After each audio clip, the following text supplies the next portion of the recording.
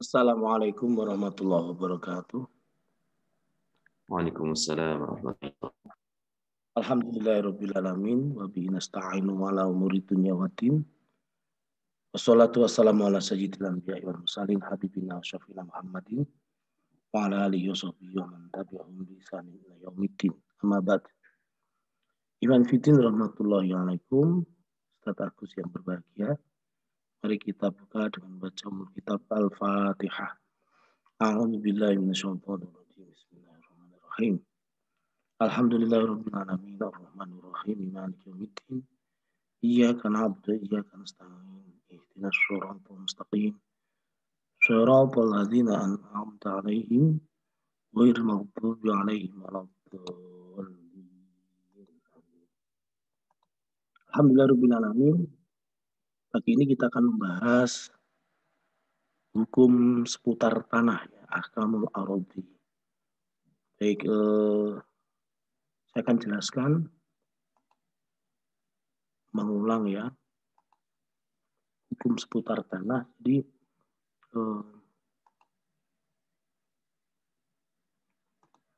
dalam Islam kepemilikan akan tanah itu diatur dengan sangat jelas. Jadi kepemilikan tanah dalam Islam itu ada dua ya. Yang pertama itu kalau tanah itu ada di sebuah negeri yang dia ditaklukkan dengan cara jihad misalnya ya. Dan kemudian memaksa, unwatan itu memaksa. Futihat bil harbi unwatan kanat raqabatul ardi milkan lidaulah. Maka otomatis tanah itu menjadi milik daulah. Sehingga kemudian disebut khorojiyah. Tanahnya disebut tanah khorojiyah. Jadi harb itu ada dua kan. Jihad itu ada dua. Kemudian jihad yang kemudian perang gitu kan. Atau jihad tapi kemudian tidak perang. Melainkan sulh, damai. Maka di situ dilihat juga kalau ada kesepakatan, ya, kalau kesepakatan tanah itu diserahkan kepada kita, maka dan penduduknya dibiarkan tetap menjadi zimah, tetap non Muslim ya, tidak ada paksaan kan dalam agama itu kan, nggak boleh, benar-benar nggak boleh memaksa seseorang masuk Islam itu nggak boleh, harus sesuai dengan kerelaan. Maka dia wajib membayar kharaj, ya, pajak atas tanah. Dan ini selamanya. Itu. Jadi kalau tanah itu berada di sebuah negeri yang negeri itu difutuh dengan cara damai, ada kesepakatan, maka ada dua kemungkinan. Kesepakatan pertama, ini yang pertama, kalau tanah itu dimiliki kita, diserahkan kepada kita, penduduknya dengan kompensasi tetap menjalankan agama mereka, artinya tetap meyakini agama mereka, maka tanah itu adalah tanah kharaj. Dan mereka selamanya harus membayar kharaj. Ya, meskipun kemudian penduduknya kemudian masuk Islam. Atau tanah itu dijual kepada Muslim. Tetap harus membayar kharaj. Ini kemungkinan pertama. Terus kemungkinan kedua, yang ini, kalau tanah itu lahu, milik mereka. Ini kemungkinan kedua. Jadi dalam kesepakatan, ketika futuhat masuk ke sebuah negeri, damai, tapi tidak perang ya. Dan untuk dakwah itu pertama didakwahi, terus kemudian yang kedua, kalau mereka masuk Islam, mereka dijamin harta dan nyawanya, kalau enggak suruh bayar kharaj, kan gitu. Atau jizyah. Kharaj itu untuk tanah, jizyah itu untuk kepala, untuk orang-orangnya, yang kemudian mereka jadi dhimmi. Maka status kharajnya ada status sama-sama status jizyah ini. Jadi Fadal kharaj yakunu bimaqamil jizyah. Ini. Sehingga kemudian kalau mereka masuk Islam, nah ini berbeda dengan yang kemungkinan pertama, atau tanah itu dijual kepada orang Islam, itu ya gugur, jizyahnya gugur. Ya. Kalau tanah itu milik mereka, ya, kalau kemudian mereka masuk Islam atau tanahnya dijual kepada orang Islam, gugur kewajiban kharajnya. Karena mereka yang masuk Islam atau tanahnya yang dijual kepada orang Muslim. Tetapi kalau dijual kepada orang kafir, maka kharajnya tetap, ya, tidak gugur, walayuskotu. Karena memang kafir dalam hal ini dhimmi, ya, tetap wajib membayar jizyah. Begitu. Ini penjelasan jika Islam masuk ke negeri tersebut dengan cara futuhat. Tapi kemudian jika Islam masuk ke negeri tersebut, ya, dalam keadaan negerinya sudah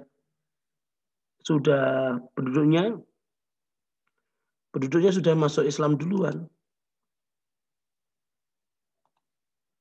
Ya, misal wa in kanat al biladu qad aslama ahlu 'alaiha mislu Indonesia. Kan Islam masuk ke Indonesia itu dengan damai. Ya, tidak dengan jihad itu. Artinya sebelum pasukan itu datang, sebelum itu sudah masuk Islam duluan gitu. Jadi penduduknya sudah masuk Islam duluan. Penduduknya sudah beragama Islam duluan. Dengan interaksi, kalau teorinya di api sejarah itu kan ada 3. Yang siapa penulisnya api sejarah itu? Ahmad Mansur Surya Negara. Mansur Surya Negara itu ada yang dari pedagang Gujarat, ada yang Cina, ada yang Persia kan gitu. Nah, bisa kita buka lagi. Semuanya melalui jalur ekonomi itu, bukan jalur politik. Jalur ekonomi, perdagangan Nusantara. Yang kemudian ketika kemudian pemberlakuan struktur dalam hal ini ajizah, ya, itu sudah penduduknya sudah Islam duluan. Maka seperti ini tanahnya disebut tanah musyriyah. Tanah usyriyah. Ya. Sehingga ada 2 tanah di dalam Islam itu pembahasannya tanah kharajiyah, tanah usyriyah. Kalau kharajiyah ada 2 kemungkinan, yaitu secara paksa atau secara damai. Jadi kalau dikerangkakan, di kharaj,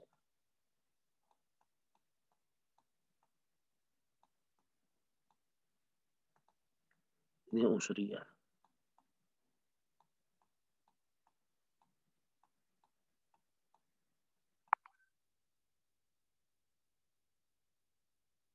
Kharajiyah atau usyriyah. Itu.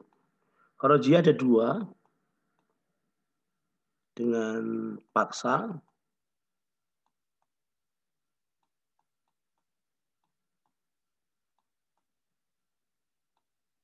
kemudian yang sini dengan damai.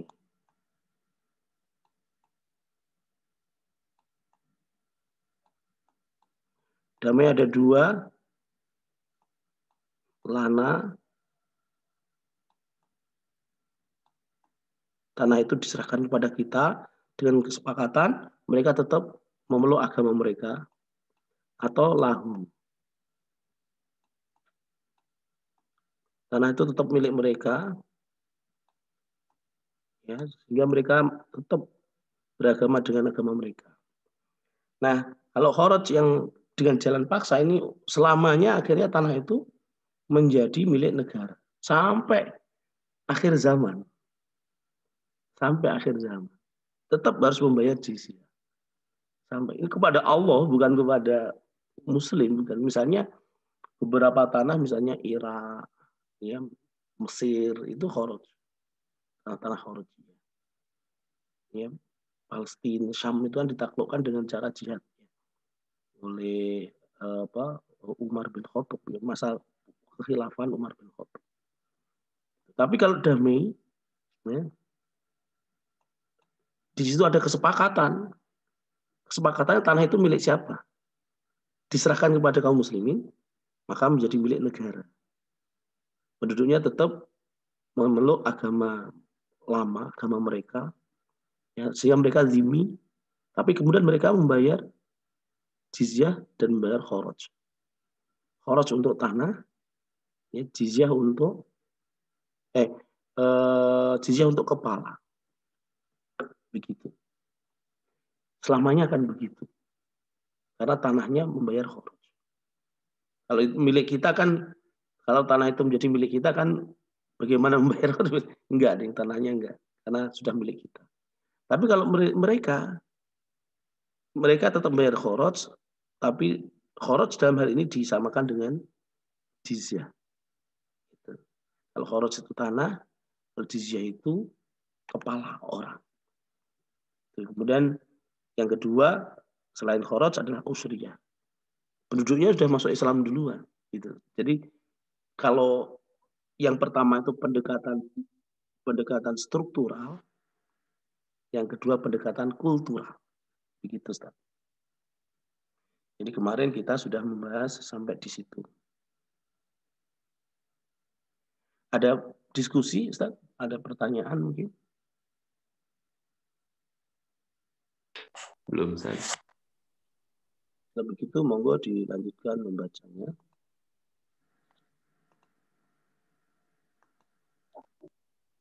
Obo.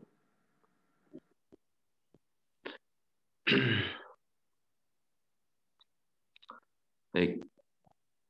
Wa ala hadha ya. Iya. Bismillahirrahmanirrahim.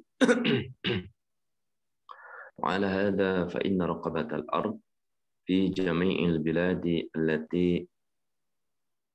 allati iftatahuha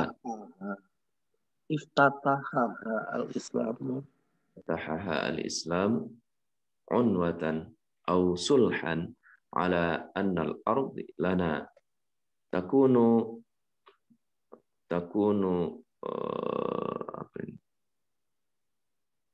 milkan lid-dawlah wa tu'tabaru ardan kharajiyatan sawa'un akanat la tazalu tahta yadal ummati al-islamiyyati ka Misri wal Iraqi wa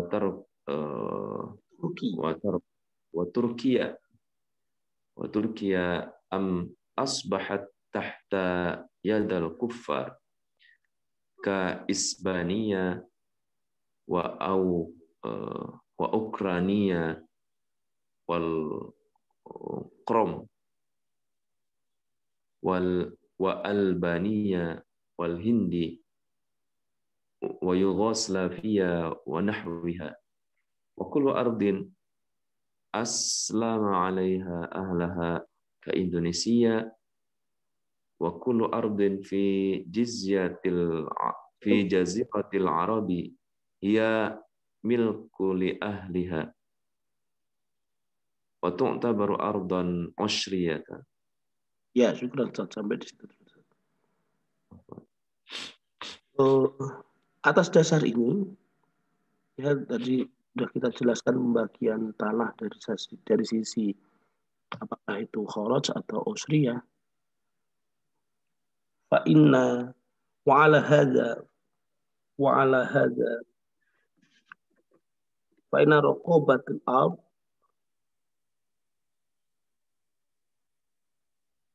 manfaat dari tanah, lahan tanah di setiap fijamil biladi, di setiap negeri, allati iftatahaha al-islamu, yang Islam telah membukanya, unwatan secara paksa, sulhan atau damai, ala anal ardolana, atas dasar bahwa bumi itu milik kita, takunu milkan lidaulah. Bumi itu menjadi milik daulah. Waktu tabaru ardon khorojiyatan, sehingga tanahnya menjadi tanah khoroj. Sawon akana la tazalu tahta yadil ummah al-islamiyah. Sama saja apakah tanah itu tidak berada di bawah kekuasaan, ya, tersebut tetap dikuasai oleh umat Islam, baik tanah tersebut dikuasai oleh umat Islam, seperti Mesir, Irak, Kamisro, ya, Kamisro wal Iraq wa Turki, an asbahat tahta yadil kufar, atau berada di bawah kekuasaan orang-orang kafir. Isbania, Isbania itu Spanyol, Ukraina, Al-Qurm. Qurm itu mana ya? Albania, Hindia, kemudian Yugoslavia, Wanawiya, atau yang lain semisal itu. Jadi dengan damai tapi diserahkan kepada kaum muslimin, itu seperti Mesir, Irak, Turki, atau tetap dimiliki mereka seperti Spanyol, Ukraina, dan lain sebagainya. Itu. Jadi ini masih termasuk tanah khoroj, ya, masih tanah khoroj. Tetapi setiap tanah wakulu ardin aslama alaiha ahluha ke Indonesia. Ini Indonesia disebut di sini. Setiap bumi di mana penduduknya masuk Islam lebih dulu seperti Indonesia dan tanah di Jazirah Arab, ya milkul ali ahliya waktu tabur ardun usra. Ini tanah itu menjadi milik penduduknya, milik warga asli pribumi. Begitu, Ustaz. Monggo lanjut. Amma manfaatul ardi fahiya minal amlakil fardiyah sawa'un kanat ardan kharajiyatan am ardan ushriyatan wa sawa'un aqta'tuhum iyyaha ad-daulah am tabadiluha bainahum am ahyuha am ahyauha am ihtijaruha wa hadhihi al-manfa'atu tu'tiyal mutasarrafu bil ardi minal huquqi ma yu'ta limanikil ain wa lahu ay yubayyi'aha wa yuhibbaha wa turithu anhu wa dhalika li anna lid-dawlati an taqatta'a ay tu'tiya al-aradi lil afradi sawa'un akanat til ardan ushriyatan am kharajiyatan la anna al-iqta'a fil ardil kharajiyah huwa tamliku manfaatul ard ma'a baqa'i ruqabatiha li baitil mali wa amma fil ardil ushriyah fa huwa tamliku li raqabatil ardi wa manfaatuha. Ya, syukur Ustaz, itu dulu Ustaz. Jadi memang harus, ini namanya juga belajar ya. Jadi beberapa i'rabnya tadi apa sama-sama belajar ya, kita juga belajar. Amaan manfaatul ardi, kalau tadi rokobatul ardi, ya artinya lahannya itu semata-mata lahannya, zatnya lahan itu yang tadi dijelaskan itu milik daulah. Kalau ini manfaat ardi, manfaat tanahnya, maka itu milik individu. Kita tahu ada 3 macam kepemilikan kan, kepemilikan individu, kepemilikan umum, sama kepemilikan negara. Kalau lahan, rokobah, tadi ada kata rokobah, itu lahan, itu jizyah apa usriyah? Kalau jizyah itu milik khorojiyah apa usriyah? Kalau khorojiyah itu milik daulah. Tapi kalau usriyah milik penduduknya, artinya milik individu kan begitu. Tetapi kalau manfaat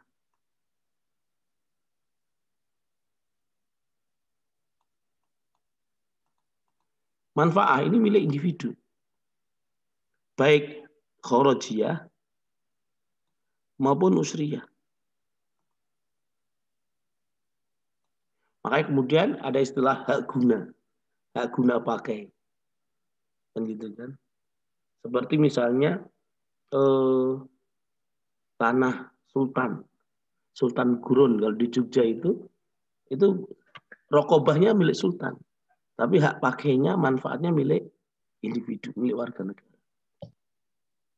Pasawaon qata'athum iyaha ad-daulah au tabadaluha bainahum.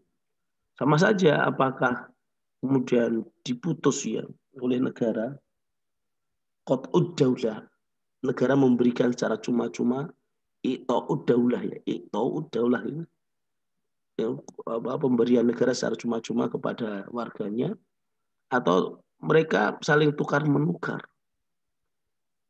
atau mereka menghidupkan tanah itu dengan kreativitas mereka, atau ihtajaruha, atau kemudian mereka memberi tanda. Ihtijar itu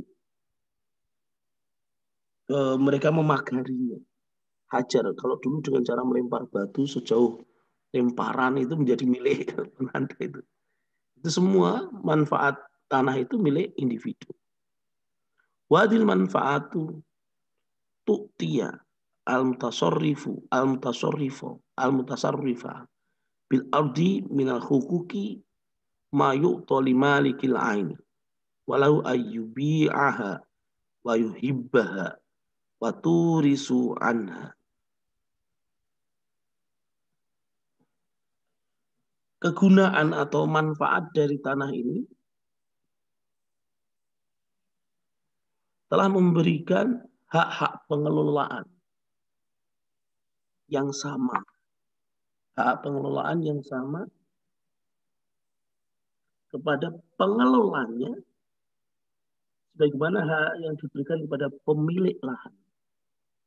Jadi pemilik dan pengelola itu hak-haknya sama dalam konteks kemanfaatan yang telah diberikan tadi.